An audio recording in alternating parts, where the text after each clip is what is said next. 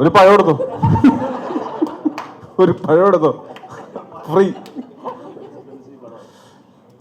ഞാനങ്ങനെ സ്റ്റേജിൽ വെച്ച് പബ്ലിക്കായിട്ട് അല്ലെങ്കിലും ഇവനെ ഞാൻ പലപ്പോഴായിട്ട് ഗിഫ്റ്റുകൾ കൊടുക്കാറുണ്ട്. ഇനി ഞാൻ ഗിഫ്റ്റ് തരുമ്പോൾ ഇവൻ നിങ്ങളെ വിളിച്ച് പറയുന്നതായിരിക്കും. ഇവന്റെ അടുത്ത് വന്ന് ഇവന്റെ പെർഫ്യൂം ഒന്ന് മണത്ത് നോക്കൂ. അത് ആര് ഗിഫ്റ്റ് തന്നാടാ? നീ തന്നെ.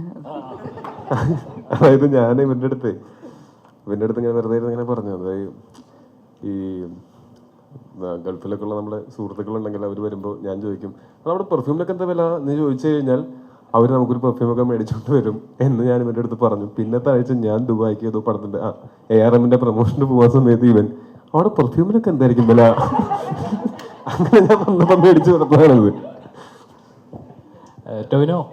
ഞാനാണ് ഇതെന്റെ സാമ്പത്തിക ഉപദേഷ്ടാവ്. അത് എനിക്ക് തന്നെ പിന്നീട് പലപ്പോഴും പണിയായിട്ട് തിരിച്ചടിയായിട്ട് വന്നിട്ടുണ്ട്. ഈ പറഞ്ഞതിൽ ഉൾപ്പെടെ എനിക്ക് തിരിച്ചടിയായിട്ട് വന്നിട്ടുണ്ട്.